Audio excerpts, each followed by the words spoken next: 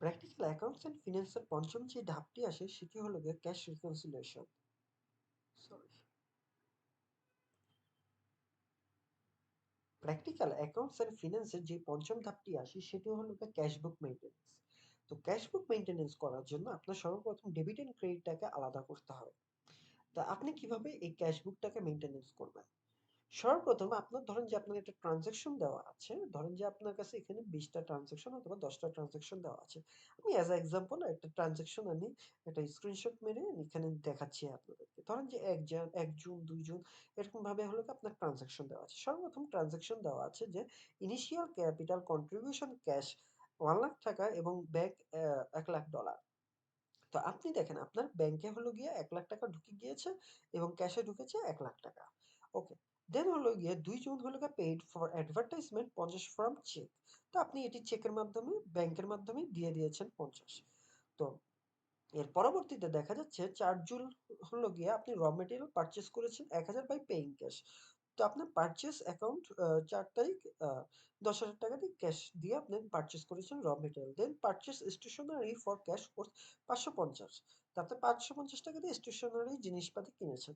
এরপর আবার র material purchased from a $২০,০০০ on credit. তো আপনি $২০,০০০ দিয়ে আপনি ক্রেডিটে এই আপনার পারচেজ করেছেন। তো এটি আপনার অন অ্যাকাউন্টে যাবে না। সর্বপ্রথম এটা মাথায় রাখতে হবে। এর কারণ হলো গিয়ে আপনি যখন ক্রেডিট দিয়ে কিনতেছেন ওই জিনিসটা কিন্তু আপনার ক্যাশ বুক মেইনটেন্যান্স এ কখনো যাবে না। এখানে শুধুমাত্র আপনার পারচেজার হবে হলো গিয়ে আপনি ব্যাংক কি টাকা দিয়ে কিনতেছেন আর ক্যাশে আপনি কি পরিমাণ টাকা দিয়ে কিনতেছেন। অন ক্রেডিটে যখন আপনারা কিনতেছেন তখন এটা সাধারণ হলো গিয়ে আপনার যে জার্নালটা আছে তখন ওইটা শুধুমাত্র সাধারণ জার্নালেই আপনার হিসাবটা যাবে। দেন আবার বলেছে ৯ June goods sold to the customer for $১৫,০০০ বাই ক্যাশ। আপনি ১৫,০০০ ক্যাশ ইউএসডি দিয়ে সেল করেছেন যেটা আপনি পরবর্তীতে ডেবিটে পেয়ে গেছেন।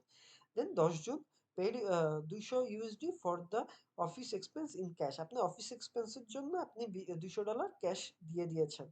দেন হলো গিয়া ১৩ই June goods sold on credit worth ১১ of 2 MC. যেহেতু আপনি আবারও ক্রেডিটে এই কাজটি করেছেন, সো এটি আবারও যাবে না। যেহেতু আমি আগেই বলে দিয়েছি ক্যাশ বুক মেইনটেন্যান্স এ শুধুমাত্র ক্যাশ নিয়ে হিসাব করা হয়।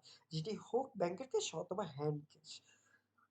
দেন ১৫ June received a cheque worth ১১,০০০ USD for the goods sold on credit এত।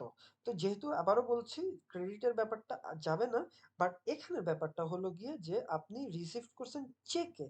যেহেতু আপনি চেকের উপর অন ক্রেডিটে রিসিভ করে ফেলছেন তাহলে হলো গিয়ে আপনার এটা ব্যাংকের ডেবিট আকারে যাবে। ওকে? দেন ১৮ জুলাই সরি এখানে ভুল লিখেছি। এটা ১৮ জুন হবে। ১৮ June raw material purchased 10,000 USD by paying through cheque. আপনি হলো গিয়ে আবার র মেটেরিয়াল পারচেজ করেছেন ১০,০০০ ইউএসডি দিয়ে। দেন উইথড্র ফ্রম ব্যাংক ১৫,০০০ ফর বিজনেস। দেন আপনি আবার উইথড্র করেছেন ব্যাংক থেকে 15,০০০ যে ক্যাশে আপনার চলে যাবে এটা। এর পরবর্তীতে আপনার goods sold on credit worth ৫,০০০। যেহেতু আপনি আবার ক্রেডিটে করছেন ক্রেডিটটা যাবে না। দেন আবার পেইড রেন্ট বাই ৭,৫০০ এটা যাবে হলো গিয়ে রেন্ট। ওকে?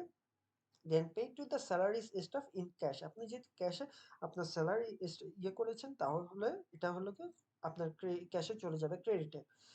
দেন আপনার এন্ডিং ব্যালেন্স এবং বিগিনিং ব্যালেন্স কি হচ্ছে অথবা আপনার ক্যাশে কি পরিমাণ টাকা আছে এটা হলো গিয়ে আপনার সর্বপ্রথম আইডেন্টিফাই করতে হবে। ওকে? দেন হলো গিয়ে ডেবিট সেকশন আপনি যদি চিন্তা করেন আপনার ক্যাশে কি পরিমাণ ট্রান্সেকশন হয়েছে ১,৩০,০০০ ইউএসডি এবং ব্যাংকে ট্রান্সেকশন হয়েছে ১,১১,০০০ ইউএসডি। ওকে? অ্যানাদার সাইড ক্রেডিটে আপনার হ্যান্ড ক্যাশ ট্রান্সেকশন হয়েছে 1,300 ইউএসডি সরি 1,30,000 ইউএসডি অ্যান্ড ব্যাংকে আপনার ট্রান্সেকশন হয়েছে 1,11,000 ইউএসডি। আপনি এর পরবর্তীতে আপনার যে বিগিনিং ব্যালেন্স ওটা আপনি পরবর্তীতে একটা সেট করে আপনি স্টার্ট করতে পারেন। তো আপনি ক্যাশ বুক মেইনটেন্যান্স এ সবসময় মনে রাখবেন আপনার হলো গিয়ে ক্যাশ কি পরিমাণ যাচ্ছে এবং ব্যাংকে কি পরিমাণ যাচ্ছে এই পার্টিকুলারস গুলাকে আপনাকে আলাদা করে ডিফাইন করাকেই এবং ক্রেডিট অ্যান্ড ডেবিট সাইড মিলানোকেই আপনার বলা হয় ক্যাশ বুক মেইনটেন্যান্স।